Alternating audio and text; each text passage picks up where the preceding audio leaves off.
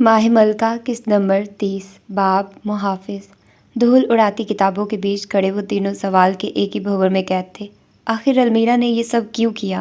ان کے ذہن کی الجھنوں کو محافظ خاص نے جملے کی شکل دی۔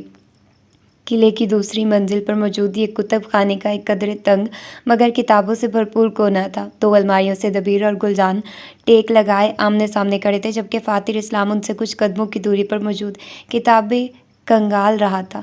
المیرا چونکا دینے والا ایک ننھا بم ہے، اس کے ارادوں کی کبھی کسے بھنک بھی پڑی ہے؟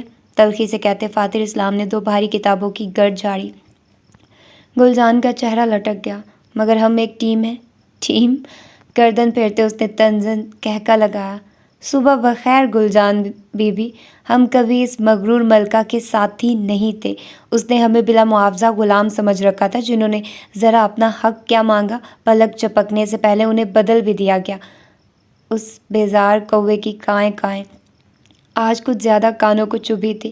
ایک تو ہمیشہ کی تلخ زبان اور سونے پر سہاگا، آج المیرا پر آئے نئے سرے سے غصے نے اس کو کچھ مزید بڈھے خڑوس دادا کا روپ دے ڈالا۔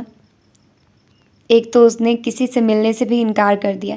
کچھ دیر پہلے ہی وہ مایوس ہو کر المیرا کے دروازے سے لوٹے تھے۔ اگر نگار کو بھنک بھی مل گئی کہ محافظ ملکہ کو چھوڑے کہاں گھوم رہی ہے، گلجان کی دونوں ٹانگیں کاٹ کر ہاتھ میں دے گی۔ ابھی لوہے پر ضرب تازہ ہے، کچھ دیر میں دونوں طرف بغاوت کا شور نئے سرے سے بلند ہوگا۔ مجھے نہیں لگتا اب المیرا مزید کوئی جھوٹ بول سکتی ہے۔ گل کی رائے پر کتابیں اٹھا کر لاتے فاتح نے انہیں پٹک کر چھوٹے میز پر رکھا۔ کتابوں کی بے دردی نے گلجان کا دل دہلا دیا۔ وہ المیرا ہے، شیطان توبہ کر سکتا ہے مگر وہ عورت نہیں۔ سر جھٹکتے فاتح نے غصہ سے صفحات پلٹنا شروع کیے۔ ترک لڑکی بامشکل فاتح کو ڈانٹنے سے خود کو روک رہی تھی۔ ہر بلند ہوتے صفحے پر اسے اپنی دل کی ایک رگ کٹنے جتنا درد ہوتا۔ ان کتابوں میں کچھ نہیں ملے گا سیدی صاحب، پورے دورانیہ میں دبیر السزار کا پہلا جملہ۔ فاتح نے ایک بے نیاز نگاہ اس پر ڈالتے مفت کے مشورے کی وضاحت مانگی۔ ہم پرائے ملک کے کتاب گھر میں ہیں۔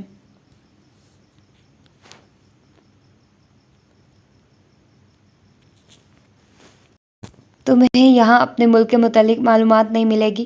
اس میں اور المیرا میں بس اتنا فرق تھا کہ المیرا پورے جوش سے حکم سناتی تھی، جبکہ دبیر غیر دلچسپی سے۔ سننے کی عادت ان چاروں میں سے کسی کو نہیں تھی۔ ملک الگ ہے، دنیا تو ایک ہے۔ میں واپس اپنی دنیا جانا چاہتا ہوں، پھر چاہے ملک کون سا بھی کیوں نہ ہو۔ مصروفیت سے کہتے وہ دوبارہ کاغذات پر ظلم کرنے لگا۔ گلجان اپنی انگلیوں کے گرد جلد کو کھرچتے چہرہ پھیر کر کھڑی ہو گئی۔ یہ ظلم وہ مزید نہیں سہ سکتی۔ مایوس ہوتے فاتح نے ایک ہنکار بھری کتابوں کو وہیں چھوڑتا وہ شاہی کتب خانے کے ایک دوسرے علاقہ کی طرف بڑھا۔ جب کچھ آوازوں پر اس کے کان کھڑے ہوئے، قدم خود بخود آہستہ ہوتے آواز کے راستہ کا تعین کرنے لگے۔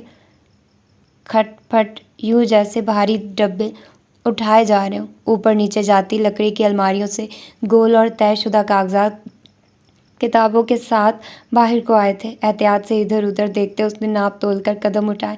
ٹخنوں کو چھوتے سیاہ جلبیا کے بازو کونیوں تک موڑے ہوئے تھے۔ بھورے بازوؤں پر ابھی بھی زخموں اور خراشوں کے نشان واضح تھے۔ اکڑو آدمی نے پلستر میں 3 دن ٹکنے نہیں دیا۔ دو الماریوں کے بیچ بنی چوڑی راہداری پر خاموش کھڑے وہ دوبارہ سے آواز سننے کا منتظر تھا۔ گھنی بویں الجھ کر قریب آئی۔ آنکھ کے نیچے نیل ابھی بھی کچھ واضح تھا۔ راہداری کے اختتام پر دیوار تھی۔ پھر یہ آوازیں کہاں سے آئی؟ کچھ دیر خاموشی رہی تو اس نے قدم اٹھانے کا سوچا۔ چمڑے کے جوتے میں قید دایاں پاؤں ہوا میں بلند ہوا۔ خادم خاص! فاتح ہڑبڑا کر پلٹا۔ زبان سے ہلکی سی چیخ بھی برآمد ہوئی۔ مد مقابل کھڑا شخص اس کے غیر ہوتی حالت دیکھ کر خود بھی گھبرا گیا۔ لگتا ہے میں نے آپ کو ڈرا دیا۔ ہلکے اناری رنگ کے ریشمی لباس میں کھڑی ماہ کامل نے تفکر سے دل کے مقام پر ہاتھ رکھا۔ اس کا سفید رنگ اس لباس کی وجہ سے کچھ مزید کھل سا گیا۔ سنہرے بالوں سے لگا ریشمی پلو پوری کمر کو ڈھانپے لباس کے اختتام تک بہہ رہا تھا۔ خود کو پرسکون کرنے کے بعد فاتح نے ایک مرتبہ دوبارہ آوازوں کی کھوج لگائی۔ لیبیائی ہو نا؟ کامل کے سوال پر اس نے ایک غیر دلچسپ نگاہ اپنی دشمن کی پہن پر ڈالی۔ ہاتھوں کی مدد سے وہ کتابوں کو ٹٹول رہی تھی۔ ہماری دنیا کیسی لگی؟ ایک مختصر لمحہ کے لیے فاتح قسم کھا سکتا تھا کہ کامل نے اپنے لہجہ کی ہمدردی کھوئی ہے۔ وہ بجلی کی تیزی سے مڑا۔ لیکن ملکہ کے چہرے پر ہمدردی کے سوا کچھ نظر نہ آیا۔ کیا وہ فریب کھا رہا تھا؟ پہلے آوازیں، اب یہ سوچ کہ اس کا مذاق اڑایا گیا ہے۔ کیا کسی کو ڈھونڈ رہے ہو؟ قدرے جھکتے کامل نے معصومیت سے سوال کیا۔ فاتر اعتراف کرنا نہیں چاہتا تھا، مگر کامل المیرا سے بہتر اداکارہ تھی، اور اگر یہ اداکاری نہیں تھی تو یہاں موجود ساری عورتوں میں سے بس ایک اسی کے پاس دل تھا۔ ادوب کو وہ المیرا کے پالتو میں شمار کرتا تھا۔ مجھے لگتا ہے میں نے کچھ آوازیں سنی ہیں وہاں۔ فاتح نے دیوار کی طرف اشارہ کیا۔ اتنی دیر میں گل اور دبیر بھی وہاں آ چکے تھے۔ ان دونوں کو دیکھتے وہ ان کی طرف بڑھا۔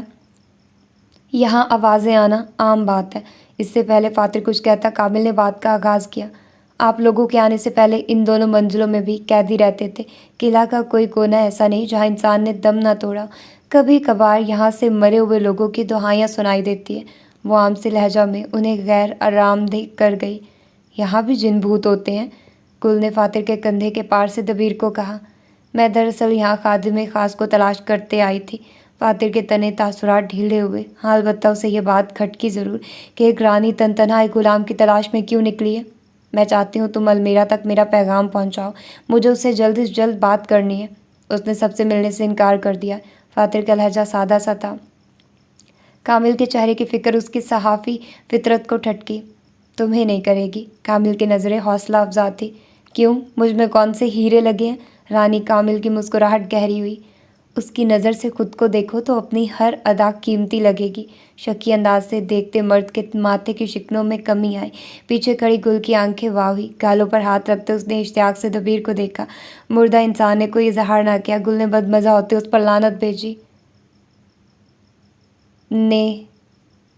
نیسلسٹ کہیں کا۔ کامل پر سر تا پیر ایک نگاہ ڈالنے کے بعد بھی فاتح اپنی شک کی بنیاد نہیں ڈھونڈ سکا۔ شاید نہیں، یہ یقیناً اسے بہت سوچنے کی عادت ہو رہی تھی۔ باب ملکہ نہ تھمائے گی اور نہ ہی ہچکچائے گی، مگر بربادی کی طرف قدم بڑھاتی جائے گی۔ کامل کا انداز غلط ثابت ہوا۔ المیرا نے فاتح سے ملنے سے بھی صاف انکار کر دیا۔ پچھلے 5 گھنٹوں سے اپنے کمرے میں قید، نہ جانے وہ کون سا چلہ کاٹ رہی تھی۔ اس کے دروازے پر ایستادہ گلجان نے جمائی روکتے اپنے باہری ٹوپی درست کی۔ اس کا لباس سنہری تھا، ہلکے سفید رنگ کا ریشمی گھیرا اور اوپر سیاہ اور سنہری کامدار واسکٹ، کمر پر لٹکتا تیر کمان اور سر پر پہنی سنہری ٹوپی۔ دور سے آتی نگار کے ہمراہ ہبت اللہ بھی تھا۔ نگار کے لہجے میں طیش بلبلایا۔ ملکہ سے کہو نگار ملنے آئی ہے۔ گل نے درباری کے انداز میں اونچی صدا لگائی۔ جواباً المیرا کا ملکہ آرام کرنا چاہتی ہے کی آواز نے نگار کو مٹھیاں بھینچنے پر مجبور کر دیا۔ یہ اس کا المیرا کے کمرے کا 8واں چکر تھا۔ مایوس ہوتے کیا نہ کرتے، چاروں ناچار ان دونوں کو وہاں سے جانا پڑا۔ گلجان نے ایک بے تاثر نگاہ بند دروازے پر ڈالی۔ خدا ہی جانتا تھا اب اس عورت کے ذہن میں کون سی نئی کھچڑی پک رہی تھی۔ اندر کمرے کے جہازی بستر سے لے کر سنگھار آئینہ کے سامنے رکھی نرم کرسی سب خالی تھی۔ کسی انسانی وجود کا نام و نشان نہیں تھا تب تک جب تم ساتھ بنے غسل خانہ میں جھانک نہ لو۔ پردہ گرا تھا اور اس مختصر سے گوشے میں ایک پانی کی بھری مضبوط بالٹی پر دیوار میں بنائے روشن دان سے روشنی داخل ہو رہی تھی۔ پانی سطح پر ساکت تھا۔ جب کچھ لمحات بعد یکدم شپاک کی آواز آئی تو گول ہاتھ پانی بھرتے اسے اپنے چہرے پر اچھال رہے تھے۔ المیرا کے سیاہ لباس کا دامن ہلکا بھیگا ہوا تھا، جبکہ پیشانی اور کلموں کے بال مکمل نم تھے۔ آنکھوں میں روشنی ٹھہر کر انہیں بھورا دکھا رہی تھی۔ قطرے اس کی تھوڑی سے پھسلتے واپس پانی کا حصہ بن جاتے۔ اس کے وجود میں آج شور تھا۔ ماضی کی آوازوں نے اس کی دل کی دھڑکن بے ہنگم کر دی تھی۔ بہت عرصے بعد خود کو تکلیف پہنچانے کی خواہش سر اٹھا کر جاگی۔ تانبے کے بنے مضبوط ڈول کے کنارے رکھے ہاتھوں کی گرفت سخت تھی۔ ٹھہر ٹھہر کر لرزتے ہوئے وہ ہلکی سانسیں اندر باہر لیتی رہی۔ وہ آج اپنے اصولوں سے پھری تھی۔ وجہ کیا تھی؟ تخت کے چھن جانے کا خوف۔ مورخ صحیح ہی کہتا ہے، حکومت ہر کسی کے بس کا کام نہیں۔ دل، جان، اصول، سکون، رہن سب کو مار کر اپنی عوام کو آگے رکھنا آسان نہیں تھا۔ کچھ دیر ان اینٹوں کی در و دیوار میں بس پانی کی ٹپ ٹپ کی آواز سنائی دی۔ کوئی نہیں سمجھ سکتا کہ المیرا عنایت محسن کی سماعت اس وقت کتنی مصروف تھی۔ یہ بہت سال پہلے کا منظر ہے۔ گرلز ہاسٹل کا لاؤنج سفید نرم صوفوں سے سجا تھا۔ ایسے ہی ایک صوفے کے قریب ہلکے بھورے بالوں والی المیرا کان سے لینڈ لائن لگائے کھڑی تھی۔ لمبے بال پشت کو ڈھانپ رہے تھے۔ اس کے سوا بس لاؤنج سے فاصلے پر بنے ریسیپشن ڈیسک پر بنی لڑکی موجود تھی۔ وقفہ وقفہ سے عرب لڑکی المیرا کو دیکھتی جو اردو میں کسی سے بات کر رہی تھی۔ ہر وقت چہکنے والی لڑکی کا انداز اس وقت کچھ جارحانہ اور بے چین تھا۔ المیرا ملازم کو آواز دیتے اپنے کمرے میں بلا رہی تھی۔ انداز جارحانہ اور بے چین تھا۔ اب واپس آ جاؤ عنایت، بہت رہ لیا گھر سے دور۔ لائن کی دوسری طرف سے ایک مردانہ آواز بلند ہوئی۔ لہجہ میں حسرت اور احساس ایک ساتھ تھے۔ میری ڈگری کا ابھی 1 سال رہتا ہے ابا۔ المیرا نے ان کی تار انگلی پر لپیٹتے باپ کی خواہش کے آگے اپنا مسئلہ پیش کیا۔ اتنی دور سے بھی وہ جانتی تھی محسن حسین کا چہرہ مرجھایا ہوگا۔ ملازم پانی کی بالٹی کے نیچے آگ لگاتا اب المیرا کو کمرے میں تنہا چھوڑ گیا تھا۔ غسل خانہ کی چوکھٹ پر کھڑے اس کا چہرہ مرجھایا تھا۔ دفعہ مار ڈگری نو، وہ نعیم کی بیٹی بھی چائنا سے واپس آ گئی ہے، ہن تو بھی آ جا۔ باپ کی نئی معلومات پر اس کے کان کھڑے ہوئے۔ فون پر گرفت پہ جان تھی۔ وہ کیسے واپس آ گئی؟ اس کی تو 5 سال کی ڈگری تھی، 3 سال میں ہی آ گئی؟ بیٹی کے تفتیشی انداز پر باپ کا فسادی قہقہ بلند ہوا۔ اپنا عکس وہ گرم ہوتے پانی میں دیکھ سکتی تھی۔ کچھ دیر ہاتھ بے جان سے پہلو میں گرے رہے، پھر جیسے آہستہ سے اس کے وجود میں حرکت ہوئی۔ ہاں تو تم سے کیا کہا تھا میں نے؟ 1 نمبر دا جھوٹا ہے نعیم، 1 نمبر کا جھوٹا ہے نعیم۔ اپنی بیٹی کو بھی اس نے جعلی طریقے سے باہر بھیجا ہوگا۔ ویسے بھی میں سنیا ہے چائنا دا ویزا جعلی کاغذات نالوں ملدا ہے۔ آسان جی؟ میں نے سنا ہے چائنا کا ویزا جعلی کاغذات سے ملنا کافی آسان ہے۔ دونوں باپ بیٹی نے مل کر قہقہ لگایا۔ تبھی میں نے کہا تھا اس کی بیٹی کے مقابلہ میں تم بھی باہر چلی جاؤ۔ جب موقع بنانے والا تمہارا باپ زندہ تو پھر گھبرانا کیسا اور شرمانا کیا؟ محسن حسین کے پراعتماد انداز پر اس کی مسکراہٹ پھیلتی گالوں تک آئی۔ واقعی جب تک اس کا باپ زندہ تھا اسے اسی راہ پر چلنا ہے جس کا راستہ اس کے والد کے ہاتھوں ہموار ہوگا۔ گرم پانی میں اپنے دونوں ہاتھوں کو ڈالے وہ منجمد تھی۔ چہرہ درد کی انتہا کو برداشت کرتے سرخ ہو چکا تھا۔ پانی میں اب ننھے بلبلے بن رہے تھے مگر وہ ہاتھ پیچھے نہیں کھینچے گی۔ بہت سال پہلے اپنی فطرت کو قابو میں رکھنے کا یہ اس کے پاس واحد حل تھا۔ جب ذہنی انتشار حد سے زیادہ بڑھ جاتا تو وہ جسمانی اذیت میں دوا تلاش کرتی۔ آج بھی اس نے وہی کیا۔ دھواں اس کے لال بھبوکے چہرے کو چھپائے تھا، ہاتھوں پر اس قدر جلن کہ یوں لگتا تھا دہکتے کوئلے سے جلد ٹکرائی ہو۔ المیرا کو سانس لینے میں دشواری آئی۔ ہاتھوں کے گرد بڑھتی گرمائش سے اس کی رگوں میں گردش کرتے خون نے سختی پکڑی۔ دل اس لہر پر دھڑک رہا تھا کہ اس کی دھڑکن ذہن میں ہوتی ماضی کی تکرار کو دبا رہی تھی۔ یہی تو لذت تھی خود کو تکلیف دینے کی۔ درد کی انتہا اسے سوچ کے بھنور سے نکال دیتی تھی۔ ایک سانس میں ہاتھ پیچھے کرتے اس نے حلق میں قید سانس کو گردن پیچھے پھینکتے آزاد کیا۔ دل کی دھڑکن ہموار ہونے لگی، جسم کا درجہ حرارت برابر ہوا۔ اس نے سرخ انگارہ ہاتھوں کو اٹھاتے چہرہ کے سامنے کیا۔ سورج کی روشنی ان سے ٹکراتی تو بھی ان پر ہونے والا ظلم چھپ نہ سکتا۔ ہامتے ہوئے المیرا کے گول لب ایک فاتحانہ مسکان میں بدلے۔ اب ہر جگہ خاموشی تھی۔ المیرا کی اگلی بساط کے لیے میدان ہموار تھا۔ 1 دہائی پہلے اوکاڑا، پاکستان۔ یہ ایک 3 منزلہ مڈل کلاس گھر تھا جہاں ساس بہو کی سیاست کے بجائے ابا کی خالہ چچی اور ان کی بیٹی کی چال بازیوں نے تگنی کا ناچ نچایا ہوا تھا۔ صبح کا سورج پوری طرح نکلا تھا اور اونچی نیچی گلیوں میں موجود اس گھر کے شیشوں اور پیلی رنگ کی دیواروں پر گرمی برسا رہا تھا۔ دروازے کے اوپر سے جھانکو تو ایک سرمئی کلٹس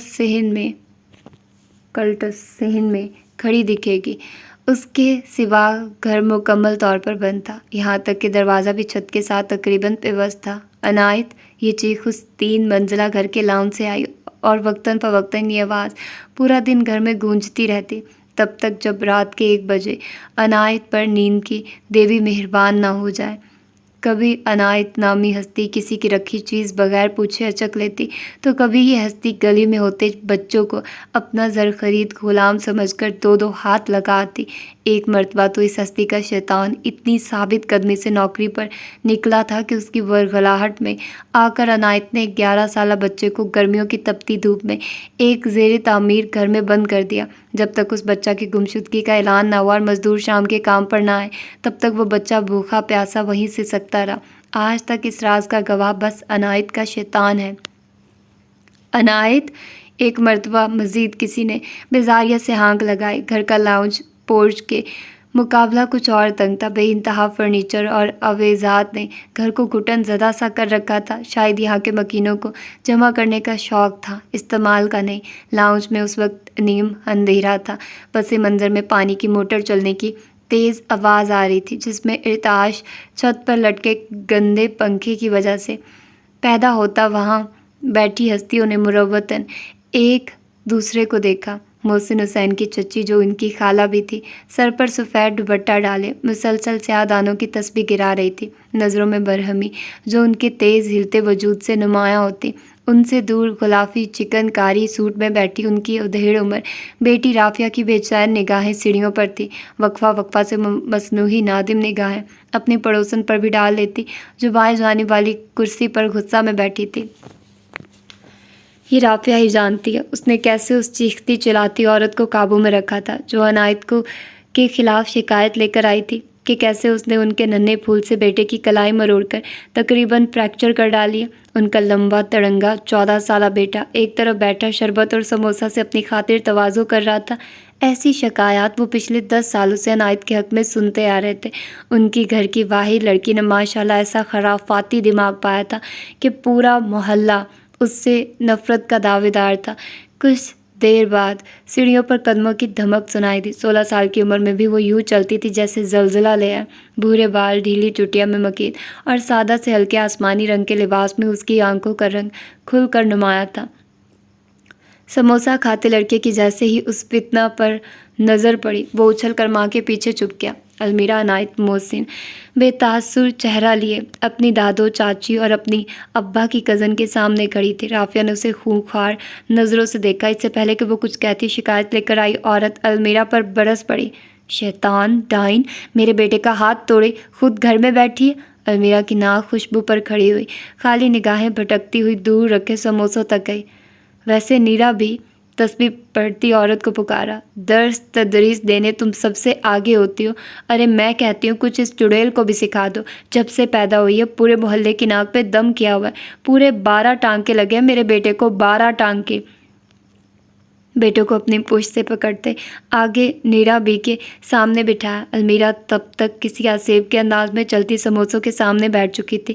اس سے پہلے کہ وہ کھانے کی نیت سے کوئی اٹھاتی، رافعہ تیزی سے اس کے سامنے آئی اور منو سلوا اٹھا لیا۔ المیرا کے سوکھے رویہ میں فرق تو نہ آیا، البتہ چہرہ اٹھاتے اس نے رافعہ کو دیکھا اور پھر بس دیکھتی ہی رہ گئی۔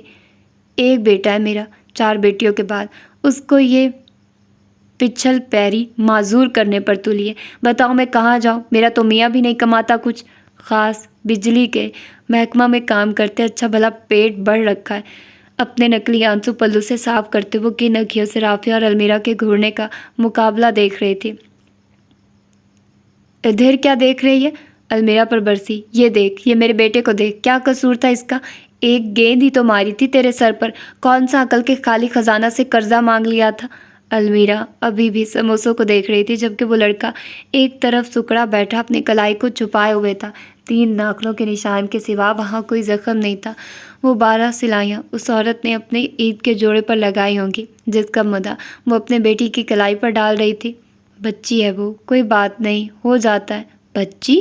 اس عورت نے رافعہ کی بات کاٹی۔ ارے بچی کچی آبادی کھا جائے یہ بغیر ڈکار مارے۔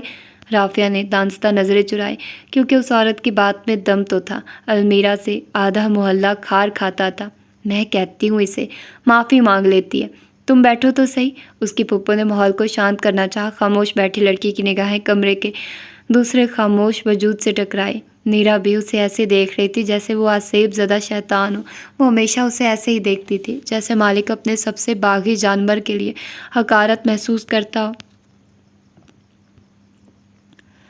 المیرا عنایت محسن حسین کی دوسری اولاد اور واحد بیٹی تھی۔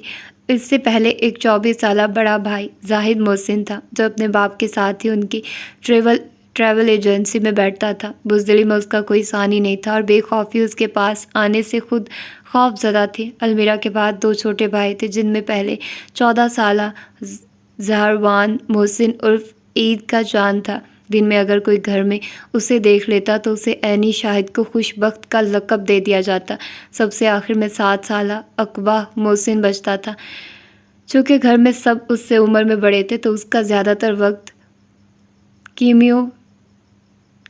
کمپیوٹر یا ٹی وی کے سامنے بیٹھے کارٹون دیکھتے گزرتا تھا۔ یہ باقیوں کو لگتا تھا وہ کارٹون دیکھ رہا ہے۔ اس کی پیدائش کے بعد المیرا کی والدہ حسنہ محسن بیمار پڑ گئی اور یہ بیماری سال بعد ان کی جان لینے کا باعث بنی۔ پچھلے 6 سال سے وہ ماں کے بغیر جی رہے تھے۔ گھر میں ان 4 بہن بھائی اور ایک باپ کو چھوڑتے 2 اور عورتیں بھی تھیں۔ المیرا کی اپنی دادی عنایت کا انتقال بہت عرصہ پہلے اس کی پیدائش کے نزدیک ہوا تھا۔ دادی کی بہن نیرا بھی ان کی دیورانی بھی تھی، چنانچہ ان کی وفات کے بعد سے گھر کی سربراہ وہ بنی۔ اپنے واحد اور اکلوتی اولاد رافعہ کے ساتھ رہتی۔ المیرا کی ان دونوں عورتوں سے سخت خار تھی۔ اس خار کا پس منظر کچھ یوں تھا کہ نیرا کی دیرینہ خواہش تھی کہ ان کی اکلوتی بیٹی کی شادی ان کے اکلوتے بھانجے سے ہو۔ اسی خواہش کے مد نظر وہ رافعہ کو محسن کی شادی کے بعد بھی گھر میں بٹھائے رکھی۔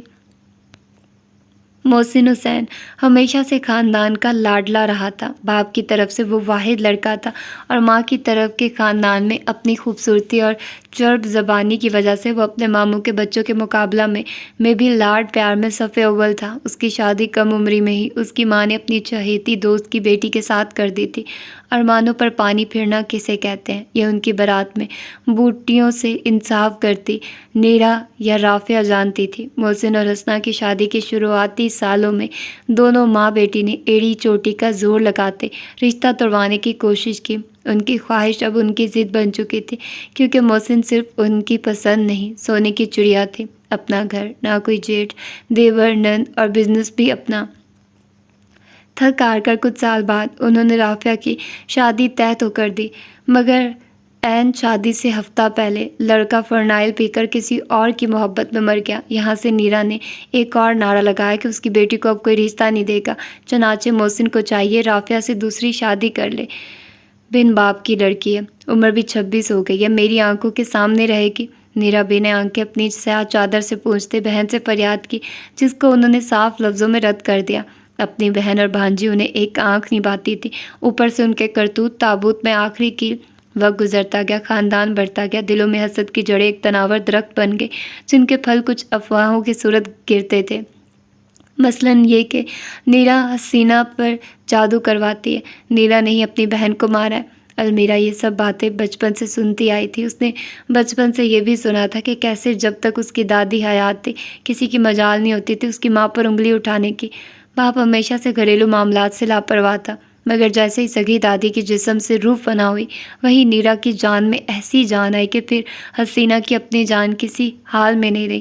اس نے بہت سال اپنی ماں کو ملازمہ کی طرح سب کی خدمت کرتے دیکھا تھا۔ بہت مرتبہ اس کا دل کرتا کہ نیرا کی گردن سوتے میں اڑا دے، رافعہ کے سارے کپڑوں کو آگ لگا دے، مگر پھر اپنے ماں کا وہی سبق اللہ صابرین کے ساتھ ہے یاد آ جاتا اور وہ رک جاتی۔ اسے غصہ اپنی ماں کی بے بسی پر آتا، وہ ان جیسی صابر کبھی نہیں بنے گی۔ اسے غصہ اپنے بڑے بھائی پر آتا جو ہر بار ماں کی بے عزتی پر بزدلوں کی طرح نظریں چرا لیتا، وہ کسی کو اپنا تماشا نہیں دکھائے گی۔ اسے غصہ اپنے پھپھو اور دادی پر آتا، وہ کبھی کسی کو خود پر ہاتھ اٹھانے کا موقع نہیں دے گی۔ اور سب سے آخر میں اسے غصہ اپنے باپ پر آتا۔ سارے انسان بزدل یا لاپرواہ ہوتے ہیں، یہ کچھ اسباق وہ ذہن نشین کر چکی تھی۔ شام کا اندھیرا اکاڑا کے گھروں کو اپنی لپیٹ میں لیے ڈھانپ چکا تھا۔ پرندے اپنے گھروں کو جاتے اور کچھ انسان گھر میں لگی کچہری کی طرف قدم بڑھاتے۔ رہنے دے محسن، آپ کو نہیں پتا، وہ عورت تو پولیس کیس بنانے والی تھی۔ میں نے اور نیرا امی نے مشکل سے منت سماجت کی اس کی، پھر کہیں ٹلی وہ شام کی چائے میں چینی ڈالتے رافعہ نے کپ اپنے تایا خالہ زاد کی طرف بڑھایا۔ محسن حسین المیرا کا عکس تھے، یا یوں کہا جائے المیرا باپ جیسی دکھتی تھی۔ وہی ہیزل آنکھیں، سفید رنگت، گول مٹول نکوش اور ہلکے بھورے بال، سیاہ شلوار قمیض اور بڑی ہوئی داڑھی والے پکی عمر کے مرد کے سر پر جالی دار ٹوپی تھی۔ غالباً وہ مغرب کی نماز پڑھ کر لوٹے تھے۔ یہ بھی یقیناً بہانہ ہوگا، وہ اپنے کسی عاشقی کی حاجت میں مسجد کا کہہ کر گئے ہوں گے۔ لاؤنج کی تمام بتیاں جلی ہوئی تھیں، حفظ زدہ ماحول ویسا ہی تھا۔ ایک طرف کی دیوار میں اسٹور کا دروازہ اور کچھ فاصلہ پر کچن کا پردہ لگا تھا، دوسری طرف کی شیشے کی دیوار اوپر لگی سیڑھیوں کی طرف لے جاتی تھی اور پیچھے بنی کیاریوں کے سامنے کھلتی تھی۔ چیخ چیخ کر پورا محلہ جمع کر لیتے اگر نیرا امی اس کے ہاتھ نہ پکڑتی۔ رافعہ نے وہی صبح والے چکن کاری کے لباس میں سفید دوپٹہ شانوں پر پھیلایا تھا۔ محسن نے چائے بسکٹ کے ساتھ انصاف کرتی اپنی کزن کی طرف کی بات پر سر ہلایا۔ کھانے میں کیا پکا ہے نیرا امی؟ ساتھ بیٹھی بزرگ خاتون سے پوچھا، جو زاہد سے اپنی شوگر چیک کرواتے اس وقت خاموش تھی۔ زاہد اس کی ماں جیسا دکھتا تھا، بس آنکھیں باپ جیسی زمرد سنہری تھی۔ توری قیمہ اور میٹھے میں مینگو کسٹرڈ، کھانا لاؤں؟ جلدی سے اپنے چائے کا کپ میز پر رکھتے رافعہ بانس کی بنی کرسی سے کھڑی ہوئی۔ محسن نے توری کا نام سنتے بدمزہ سے منہ بنایا۔ یہ سبزیاں تم ہی کھاؤ، میں تو بھائی گوشت پوشت کھاؤں گا، کہتے ساتھ زاہد کو دیکھا۔ سانولی رنگت اور مناسب نقوش والا ان کا بیٹا اس سے بھی لمبا تھا۔ یہ ذرا جا کر شانوں کی دکان سے کباب تو لیتے آنا، زاروان وہیں بیٹھا ہوگا، اسے کہہ دو وہ لے آئے۔ زاہد نے موبائل نکالتے باپ سے پوچھا، 24 کا ہو گیا، ابھی تک ہر فیصلہ باپ سے لے کر کرتا ہے؟ نیرا منہ میں بڑبڑائی اور گھاؤ تکیے پر کونی ٹکاتے اپنی بیٹی کو آنکھوں ہی آنکھوں میں اشارہ کیا۔ زاروان صبح سے ویسے گھر نہیں آیا، رافعہ نے فکر مندی سے کہا۔ فجر کے وقت اسے دوستوں کے ساتھ نکلتے دیکھا تھا، مغرب ہوگی، اللہ جانے کہاں ہے۔ آپ اس لڑکے کا کچھ کریں نا محسن۔ محسن کیا کرتا، وہ جو پورے شوق سے رس کو منہ میں ڈالنے لگا تھا۔ چائے میں اپنے ڈوبتے رس کو دیکھتے اس کا چہرہ ہی لٹک گیا۔ لڑک پن میں سب ایسے ہی ہوتے ہیں، 10ویں پاس کر لے، رضوی کو بول کر اس کی دکان پر بٹھا دوں گا۔ وہ ایسا ہی تھا، لاپرواہ، ہر مسئلہ کا فوراً حل نکالنے والا۔ المیرا کا باپ جو تھا، نیرا نے اپنی تسبیح سنبھالی، تبھی اس کی نگاہ لاؤبالی انداز میں سیڑھیاں پھلانگ کر نیچے آتی المیرا پر ٹھہری۔ وہ جو اپنی دنیا میں گم لاؤنج پار کر رہی تھی، گھر میں موجود مردوں کو دیکھتے وہیں رک گئی۔ وہ گھر میں خرامہ ہی کسی کو مخاطب کرتی تھی۔ المیرا کو دیکھتے رافعہ میں جیسے چغلی کرنے کی نئی جان سی آئی۔ یہ پوچھیے محسن اس سے کیوں مروڑا تھا اس نے بازو، اور آخر کب تک یہ ہمیں یوں ہی ستائے گی؟ محسن نے اپنی چائے کا آخری گھونٹ بھرتے مسکراتی نگاہیں اپنی بیٹی پر ڈالی۔ بیٹی کی برداشت آزما کر باپ کو ایک الگ ہی طرح کا سکون ملتا تھا۔ اب کون سا نیا چاند چڑھا دیا تم نے عنایت؟ المیرا نے ایک مختصر نگاہ سب کے چہروں پر ڈالی۔ اختتام میں نظریں اس بڑھیا سے جا ملی جس سے المیرا کو اس دنیا میں سب سے زیادہ نفرت تھی۔ باپ کی بات کا جواب دیے بنا وہ اپنی دادی کی آنکھوں میں آنکھیں گاڑی کھڑی رہی۔ اوہ، محسن نے اس کے چہرے کے سامنے چٹکی بجائی۔ ہیروئن ادھر، باپ کو کوئی عزت وزت دینی ہے کہ نہیں؟ نیرا اور اس کے گھرنے کا مقابلہ ابھی بھی جاری و ساری تھا۔ باپ قابل عزت حرکتیں کرے تو میں عزت دوں نا؟ اس کے سخت لہجے پر کمرے میں سب کو سانپ سونگھ گیا۔ اس کا بھائی جو اپنی آنکھوں سے ابھی کچھ دیر پہلے باپ کو اپنے سے 10 سال چھوٹی شادی شدہ عورت کے ساتھ پارک میں ڈیٹ مارتا دیکھ کر آیا تھا، خاموش رہا۔ گہری سانس لیتے محسن نے کرسی کے ہتھے سے ٹیک لگائی۔ کیا غیر قابل عزت حرکت کی ہے میں نے؟ المیرا نے بالآخر باپ کو دیکھا۔ ٹین ایج کا غصہ سر چڑھ کر بول رہا تھا۔ 4 بچوں کے باپ ہیں آپ، سب سے بڑے کی شادی کی عمر ہو گئی ہے اور خود آپ پارک میں 2 بچوں کی ماں کے ساتھ گھومتے پھر رہے ہیں۔ محسن نے ابرو اچکائے۔ پھر؟ المیرا باپ کی ڈٹھائی پر اکا بکا رہ گئی۔ جب اس عورت کو میرے ساتھ گھومنے میں مسئلہ نہیں تو تمہیں کیوں ہو رہا ہے؟ میری ماں ہو تم۔ آخر میں ان کی آنکھوں کا سبز رنگ گہرا ہوا، بالکل ویسے جیسے غصہ میں المیرا کی آنکھوں کا ہوتا تھا۔ کچھ دیر وہ یوں ہی ہاتھ پہلو میں گرائے کھڑی رہی۔ ہر کوئی باپ بیٹی کو خاموشی سے دیکھ رہا تھا۔ المیرا جانتی تھی وہ حق بجانب ہے، مگر وہ یہ بھی جانتی تھی مردوں کو پوجنے والا یہ معاشرہ اس کے باپ کی غلطی پر نقاب ڈال کر مرد کا ساتھ ہی دے گا۔ اس عورت کا شوہر دبئی ہوتا ہے، خود وہ 2 چھوٹے بچوں کی ماں ہے۔ اگر کچھ وقت میں اس کے ساتھ بیٹھ گیا تو تمہیں کیا تکلیف ہے؟ جس کی عزت پر داغ آنا ہے وہ تو پرسکون ہے۔ عزت مرد کی بھی ہوتی ہے ابا، 16 साल अलमीरा ने पुरअतमाद लहजा में कहा। जेब में पैसा हो तो दुनिया के बाजार से इज्जत खरीदना नामुमकिन नहीं। हंसते हुए उन्होंने अपने बजते फ़ोन को जेब में निकाला, सर पर रखी जालीदार टोपी उतारते चारपाई पर उछाल दी। शरीफ होने की बहुत अदाकारी कर ली। उस औरत के बच्चे आपके अपने बेटे के हम जमात हैं। अलमीरा के मायूस लहजा पर कॉल उठाते मर्द ने एक मसरूफ़ निगाह डाली। ज़ारवान से तो छोटे हैं उसके बच्चे। अलमीरा के हाथों में गुस्से का सर फाड़ने की जुस्तजू ने सर उठाया। अकबा की बात कर रही हूँ। याद भी है आपको कि वो भी आपकी औलाद है? मोहसिन ने अपनी लापरवाही को हंसी के लबादा में उड़ा और कॉल उठाते मोबाइल कान से लगाया। ये पहली मर्तबा नहीं हो रहा था। घर में सब अकबा को यूं ही भूल जाते थे। फ़ोन पर बात करते वो लकड़ी के दरवाज़ा की तरफ बढ़े। जब बीच राह में रुकते उन्होंने फ़ोन के स्पीकर पर हाथ रखा। 4 कदम चलकर अलमीरा कैद सामने आई। तुम्हारी माँ ने तुम्हारा नाम मलका रखा होगा तो तुम मलका बन नहीं जाती। ये डायलॉग बाजी किसी और के साथ किया करो। आइंदा मुझे दर्स देने या समझाने की कोशिश की तो बगैर किसी के साथ बांधे घर से बाहर निकाल करूँगा। उनके लहजा में वही काट थी जो आज की अलमीरा के लहजे में होती थी, जिसको वो छुपाए फिरती है। वो जितना मर्जी जुटला ले।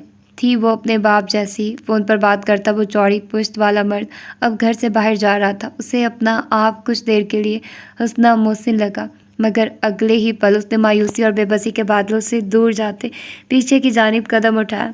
वो दूसरी हंसना नहीं बनेगी। वो किसी मर्द या औरत को खुद पर हर्फ उठाने का मौका कभी नहीं देगी।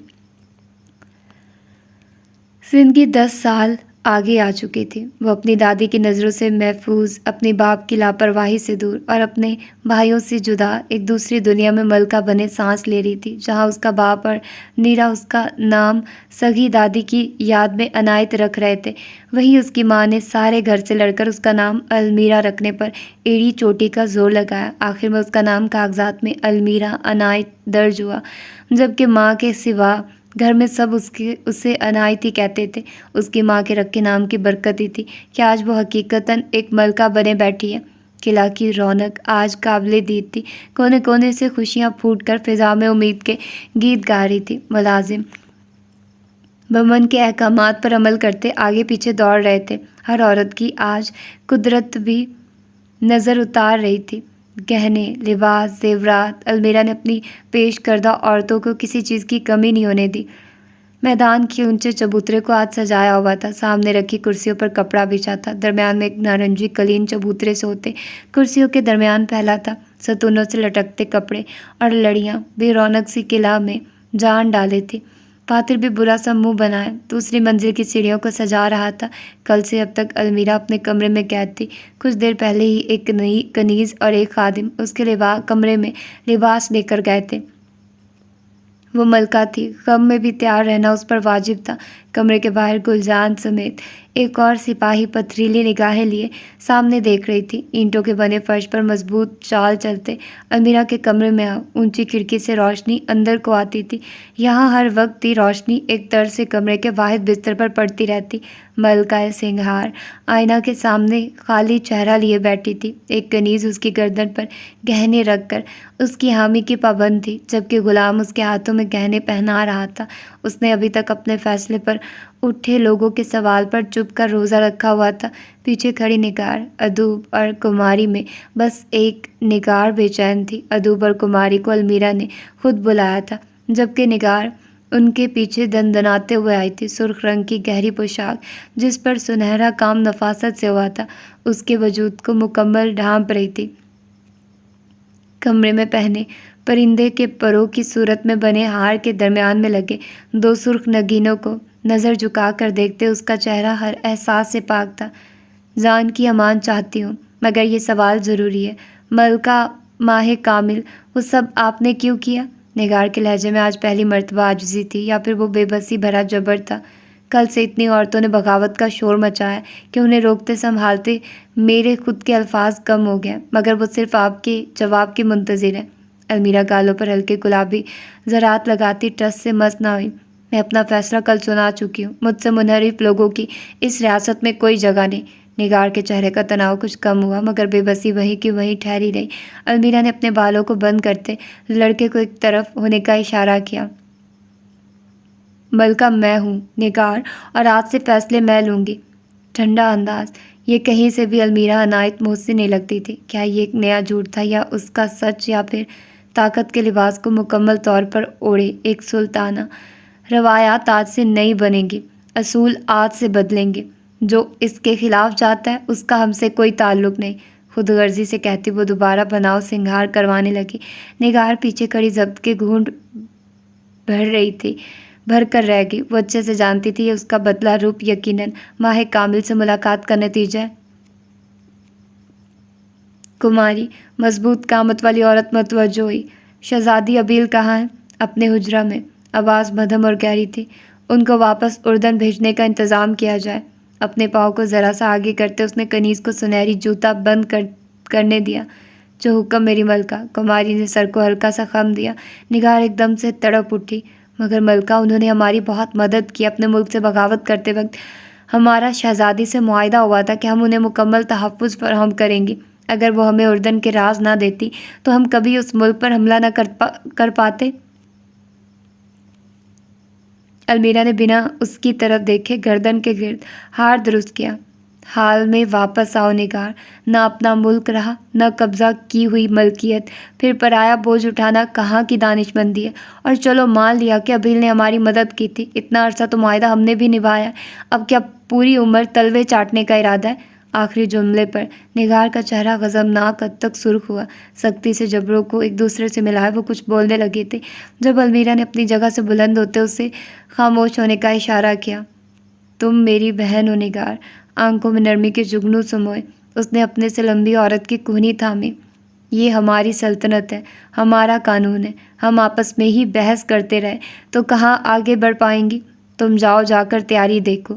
کسی بچہ کی طرح وہ اس پکی عمر کی عورت کو بہلا رہی تھی۔ نگار خاموشی سے سانس لیتے کچھ لمحات اپنی بہن کو دیکھتی رہی، پھر 2 قدم پیچھے کی طرف اٹھائے۔ المیرا کا ہاتھ پہلو میں جا گرا۔ تعظیم دیتے وہ کمرے سے باہر ڈگ بھرتی غائب ہو گئی۔ کب سے سامع بنی ادوب کی طرف پلٹتے المیرا کے چہرے پر مانوسیت تھی۔ میں نگار سے زیادہ تم پر بھروسہ کرتی ہوں، معلوم ہے نا تمہیں؟ ادوب نے سینے پر ہاتھ رکھتے ذمہ داری قبول کی۔ میں چاہتی ہوں تم اپنے زیر نگرانی ان مردوں اور عورتوں کو رخصت کرو، کوئی کوتاہی نہ رہے۔ جو مردوں کے لیے سامان تیار کروایا گیا وہ ان کو دیا جائے، اور جو عورتوں کے لیے سامان وہ لائے ہیں وہ صحیح سلامت ملکی خزانے میں جمع ہو جانا چاہیے۔ آپ کا حکم سر آنکھوں پر ملکہ۔ کل آپ کے لیے فیصلہ کے بعد سے میری نظر میں آپ کا احترام 10 گنا مزید بڑھ گیا ہے۔ آگے آتے اس نے المیرا کا دستانے والا ہاتھ اٹھایا اور عقیدت سے اپنی آنکھوں پر لگایا۔ اب المیرا اسے کیا بتائے، یہ اتنے گرم دستانے اس نے ہاتھوں کے جلے کو چھپانے کے لیے پہنے۔ کمرے میں اب المیرا اور اس کی فوج کی سربراہ اکیلے تھی۔ آئینہ میں اپنے عکس پر ایک بھرپور نگاہ ڈالتے اس کی نگاہ پھٹکتے ہوئے پیچھے کھڑی عورت سے جا ملی۔ کماری دبیر انداز میں المیرا کو دیکھ رہی تھی۔ ملکہ کی روشن پیشانی پر ناگوار لکیریں نمایاں ہوئی۔ خوبصورت لگ رہی ہوں تو تعریف کر دو، یوں ٹکر ٹکر دیکھنے سے کون سا ثواب ملے گا؟ چہرہ پھیرتے شوخ لہجہ میں کہا۔ کچھ دیر دوسری طرف خاموشی رہی۔ دونوں ملازم سلیقہ سے اپنا کام سمیٹتے رہے۔ سنبھال کر قدم رکھیے ملکہ، یہ آپ کا علاقہ نہیں۔ ملکہ کے تاثرات عدم دلچسپی سے گر گئے۔ یہاں سب نے اسے بے وقوف کیوں سمجھ رکھا تھا، پہلے کامل اب کماری۔ جب تمہیں مشیر بناؤں گی تو مشورے دینا۔ ابھی جا کر وہ جہاز دیکھو جس میں ہماری خواتین بیٹھ کر یمن جائیں گی۔ کماری جی ملکہ کرتی وہاں سے ہٹ گئی۔ المیرا دل ہی دل میں خود کی نظر اتاری۔ عقل بھی تھی، شکل بھی، پھر یہاں سب تنبیہی افسر کیوں بنتے تھے؟ باب خادم، کیا رونق تھی، کیا رنگ تھے۔ المیرا کی تو خود پسندی نے آج ختم ہونے کا نام نہ لیا۔ کچھ لمحات تو اپنے تخت پر بیٹھنے کے بعد اسے یقین بھی نہیں آیا کہ وہ کیا ہے اور کیا تھی اور کیا ہو سکتی ہے۔ سرخ قالین پر سے ایک جوڑا اٹھتا اور تخت کے کنارے بیٹھی عورت کے ساتھ رکھی 2 کرسیوں پر بیٹھ جاتا۔ مرد عورت کا بازو تھامے آتا اور پھر دونوں بیٹھ کر مستقبل کے وعدے لیتے، دونوں 3 مرتبہ اپنی قبولیت کا اقرار کرتے، شادی نامے پر دستخط کرتے۔ اور کرسیوں پر جا کر بیٹھ جاتے۔ یہ عمل پچھلے آدھے گھنٹے سے یوں ہی جاری تھا۔ قاضی کے علاوہ ایک طرف ادوب تھی تو دوسری جانب دبیر جبکہ جگہ سنبھالے ہوئے ایک مرد کی طرف سے گواہی کا فریضہ انجام دے رہا تھا، دوسری عورت کی طرف سے۔ المیرا کی آج اٹھانی نرالی تھی، کہیں گردنوں کو جھکنے پر مجبور کر کے وہ اپنے فیصلے پر ثابت قدم رہی تھی۔ ہاں، اندر کی فطرت چیخ چیخ کر اس کی مسکان کے ساتھ دغا کر رہی تھی، مگر المیرا اپنی فطرت کو سلا کر دنیا کو دھوکہ دینا جانتی تھی۔ ایک طرف سے آتے فاتر کے ہاتھ میں انگور کے شربت کی سنہری سراہی تھی، باری باری وہاں موجود معزز شخصیات کے گلاسوں کو کنارے تک بھرتے وہ اختتام میں اپنی ملکہ کی خدمت میں آیا۔ جب تک تمام لوگوں نے اپنے جام کا گھونٹ بھر کر اسے زہر سے پاک قرار نہیں دیا، فاتر تب تک یوں ہی سراہی کو تھامے کھڑا رہا۔ المیرا نے کن اکھیوں سے اسے دیکھا، کل کے بعد یہ اب پہلی نگاہ تھی۔ آنکھوں تلے شب خوابی کے ہلکے کھارے پانی کی وجہ سے خشک ہونٹ، چہرے کی چمک بجھی ہوئی، اور بال گندمی کپڑے میں بند سوائے ایک اس جھولتی لٹ کے۔ اگر کوئی ظلم یا زیادتی کچھ بدل نہ سکی تو وہ تھی ان سنہری بھوری آنکھوں کا مغرور تاثر۔ وہ ابھی بھی وہاں سب کو یوں دیکھ رہا تھا جیسے وہی انسان ہو اور باقی سب چونٹیاں۔ المیرا نے اسے مخاطب کیا، بڑی بد نصیب ہوگی وہ جس سے تمہاری شادی ہوگی۔ نئے جوڑے میں سے عورت کے قریب آتا دیکھ المیرا نے اپنا ہاتھ پیش کیا۔ میری بھی تمہارے شوہر کے متعلق متفقہ رائے ہے۔ فاتر کی بات پر المیرا نے کچھ کڑوا کہنے سے خود کو باز پرس رکھ کیا۔ وہ عورت اب عقیدت سے اس کا ہاتھ باری باری دونوں آنکھوں سے لگا رہی تھی۔ دور بیٹھا دبیر اب اگلے دستخط نامے کو دلہن دولہا کی معلومات سے تیار کر رہا تھا جب اسے کچھ فاصلے سے سرگوشیوں کی آواز آئی۔ نظر پھیر کر بائیں جانب ڈالے تو دو عورتیں اسے دیکھتے مسکرا رہی تھیں۔ نہ جانے کیوں یکدم ہی اس کی ریڑھ کی ہڈی میں خوف کی لہر دوڑی۔ وہ دونوں عورتیں اسے سر تا پیر دیکھتے آنکھوں ہی آنکھوں میں تبادلہ خیال کرنے لگی۔ خباثت اور حرص ان کے چہروں سے ٹپک رہی تھی جب یکدم ہی ایک نے دبیر کو دیکھتے ستائشی سیٹی بجائی۔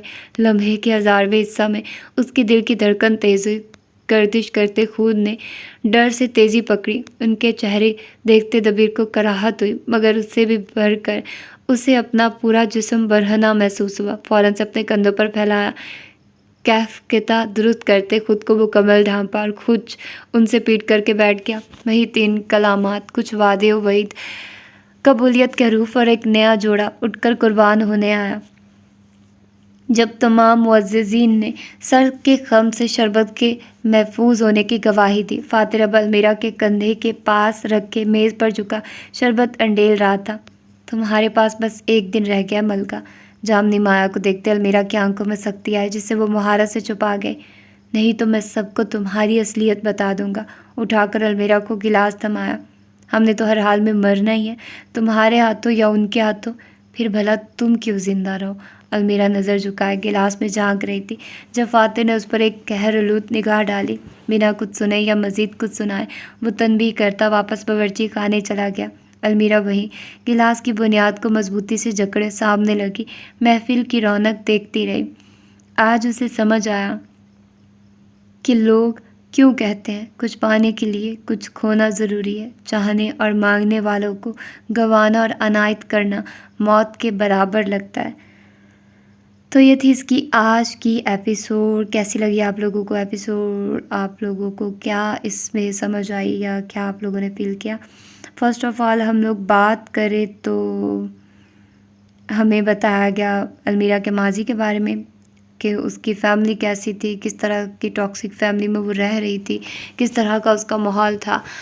تو یار جس طرح سے وہ ماحول میں رہ رہی تھی اور جس طرح کا سارا سین تھا تو اس نے ایسے ہی ہونا تھا، اس نے کون سا ڈیفرنٹ ہونا تھا۔ اس نے شروع سے یہی دیکھا، وہ شروع سے یہی کرتی آ رہی تھی تو اس نے اب بھی ویسے ہی رہنا تھا۔ اس کی پرسنالٹی بالکل ویسی ہی ہے۔